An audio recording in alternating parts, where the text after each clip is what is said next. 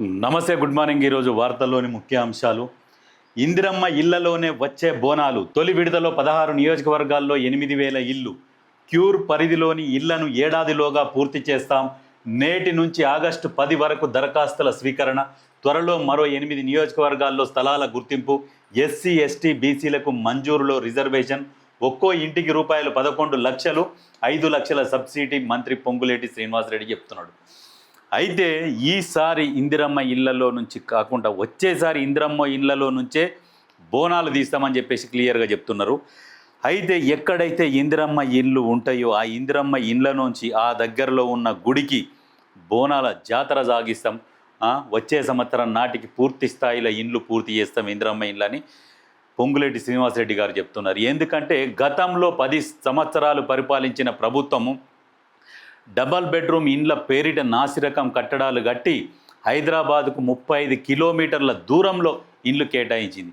కేటాయిస్తే అందరు ఆశతో తీసుకున్నారు, భవిష్యత్తులో ఆ ఏరియా డెవలప్ అవుతుండొచ్చు అని అందరూ పత్రాలు తీసుకున్నారు కానీ ఆ ఇండ్లలో ఎవరు ఉండలేరు.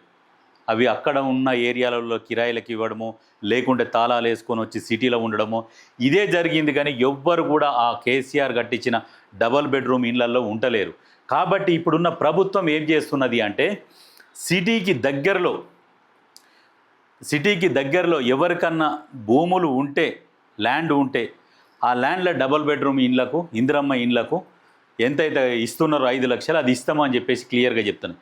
దాంతోపాటు ఇంకేం చెప్తున్నదంటే క్యూర్ పరిధిలో ఇండ్లని ఇప్పుడు ఏడాదిలోగా పూర్తి చేస్తామంటారు. అంటే కొన్ని స్థలాలను గుర్తించారు. ఏది ఈ హైదరాబాదు పరిసర ప్రాంతాలలో ప్రభుత్వ భూములు క్యూర్ పరిధి అంటే బఫర్ జోన్ కావచ్చు, ప్రభుత్వ స్థలాలు కావచ్చు, కొన్ని స్థలాలను గుర్తించి అక్కడ ఏం చేస్తారంటే 10 అంతస్తుల భవనాలను కడతారు. 525 నుంచి 528 ఎస్ఎఫ్టీ వరకు ఒక హాలు, ఒక బెడ్రూము, ఒక కిచెను మంచిగా స్టాండర్డ్గా కట్టి దానికి ఏం చేస్తున్నారంటే 11 లక్షల రూపాయలు దాని కాస్ట్ వేస్తున్నారు. దాంట్లో 5 లక్షల రూపాయలు ప్రభుత్వం సబ్సిడీ, ఇంకొక 6 లక్షలు ఎక్స్ట్రా ఉంటుంది కదా, 6 లక్షలని 4 విడతలుగా అవకాశం ఇస్తారు కట్టుకోవడానికి. అయితే ఈ కట్టడం ఎట్లా ఉంటుంది అంటే ముఖ్యమంత్రి గారు ఏ విషయంలోనైనా కానీ చాలా సీరియస్గా ఉంటున్నారు. ఇందిరమ్మ చీరల కానుంచి, పిల్లల స్కూల్ యూనిఫామ్ల కానుంచి ఏదైనా స్టాండర్డ్ మెయింటైన్ చేయాలని చెప్తున్నాడు.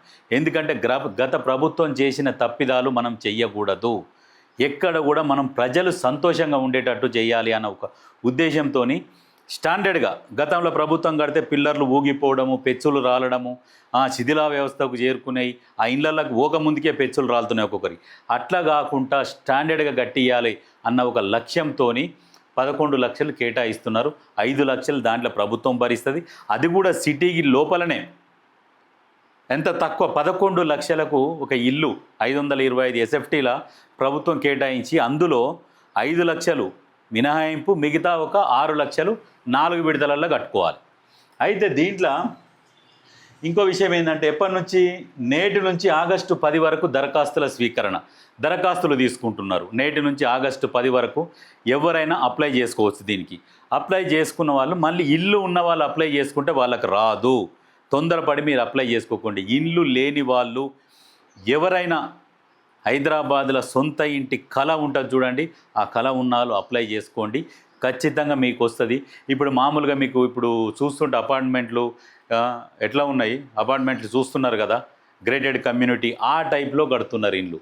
మామూలుగా గతంలో డబల్ బెడ్రూమ్లు ఇల్లు కట్టి వదిలేసినట్టు కాకుండా దానికి ఒక కార్పొరేషన్, దానికి ఒక యూనిట్ ఏర్పాటు చేసి దానికి ఒక వాటర్ కావచ్చు, నల్లాలు కావచ్చు, కరెంటు బిల్లులు కావచ్చు, మెయింటెనెన్స్ కింద దానికి ఒక యూనిట్ ఏర్పాటు చేసి దానికి ఒక హెడ్ని పెట్టి దానికి ఒక చైర్మన్ లాగా ఒకరిని పెట్టి దాంట్లో మెయింటెనెన్స్ చూసుకుంటేందుకు ఇవన్నీ ఏర్పాటు చేసి ఎక్కడ కూడా ప్రజలకు వసతులల్లో ఇబ్బంది కలగకుండా బోర్లు, నల్ల నీళ్ళు, అన్ని వసతులు, కరెంటు కానుంచి ప్రతిదీ మెయింటెనెన్స్ ఉంటుంది. ఆ మెయింటెనెన్స్ కొంత పే చేసుకొని మనం అపార్ట్మెంట్లలో ఎట్లా ఉంటామో ఆ విధంగా ఉండేటట్టు చేస్తారు. అయితే దీంట్లో ఇంకొక విషయం ఏంటంటే ఈ 11 లక్షల ఇండ్లు ఏదైతే ఉన్నాయో ఇవి మళ్ళా కొనుక్కొని మీరు ఎమ్మటే బ్లాక్లు అమ్ముకోవడానికి లేదు. ఇది మీరు ఎమ్మటే ఇక కొనుక్కున్నాం కదా, మాకు వచ్చినాయి కదా, ఇంట్లో 11 లక్షలు మేము కట్టినాం, మేము లబ్ధి పొందినాము, ఇక మాకు 5 లక్షల సబ్సిడీ అయిపోయింది, 6 లక్షలకే ఇల్లు వచ్చింది. ఏం చేస్తారు? 30 లక్షలకు 40 లక్షలకు అమ్ముదామన్న ప్రయత్నం చేస్తారు. ఇది అమ్మడానికి వీల్లేదు. 10 సంవత్సరాల వరకు అమ్మడానికి వీలు లేకుండా చేస్తున్నారు. దీంతో పాటు ఇంట్లో సెక్యూర్ ఏంది? మీరు కట్టిన 6 లక్షల కనంటే 525 నుంచి 28 వరకు ఎస్ఎఫ్టీకి మీకు ఆ ల్యాండ్ ఎంతైతే వస్తుందో ఆ ల్యాండ్ ఆడబిడ్డల పేరు మీద రిజిస్ట్రేషన్ చేస్తారు.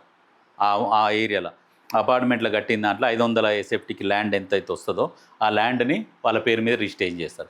10 సంవత్సరాల తర్వాత అమ్ముకోవచ్చు. ఈ 10 సంవత్సరాల మాత్రం అందులోనే ఉండాలి. ఇది అంటే ఇంత మంచి అవకాశం కల్పిస్తున్నది నిజంగా ప్రజాప్రభుత్వం. ఇటువంటి పనులు చేసుకుంటూ పోతున్నది. కానీ ఇటువంటి పనులు చేసేటప్పుడు ఈ ప్రతిపక్షం కూడా మంచిగా సహకరించాలి. ఎందుకంటే పేద ప్రజల కోసమే కదా కష్టపడుతున్నది. ఎందుకు ఆలోచన వస్తలేదు? ఎంతసేపటికి రెచ్చగొట్టడము, బురద జల్లడము, ఇదేనా కేటీఆర్? ఈ రకంగా ఇస్తున్నారు కదా, మరి దీన్ని ప్రజలలోకి చేరవేయాలి. ఇంత మంచి గొప్ప పథకం ఇది. దీని గురించి అర్థం చేసుకుంటే తెలుస్తుంది. అర్థం చేసుకొని మనకి ఏం తెలుస్తుంది? 11 లక్షలకు హైదరాబాద్లో నీకు ఇల్లు ఇస్తున్నారు, అందులో మళ్ళీ 5 లక్షల సబ్సిడీ, నీకు 6 లక్షలకే ఇల్లు ఇస్తున్నారు అంటే ఒక ఇల్లు ఇక మీకు ఇంకేం కావాలి? పెద్దగా మళ్ళీ విశాలంగా వస్తుంది. 525 ఎస్ఎఫ్టీ అంటే మంచి హాలు, బెడ్రూము, కిచెను మంచి సరిపోని వస్తుంది. అందుకనే ఎక్కడ విమర్శించాలనో అక్కడ విమర్శించరు, కానీ ప్రతి దాంట్లో విమర్శించకూరు. ప్రభుత్వం మంచి పనులు చేస్తున్నప్పుడు మంచిగానే ముందుకు తీసుకుపోండి, మెచ్చుకోండి. ఏమైనా తప్పు చేసినప్పుడు ప్రశ్నించండి.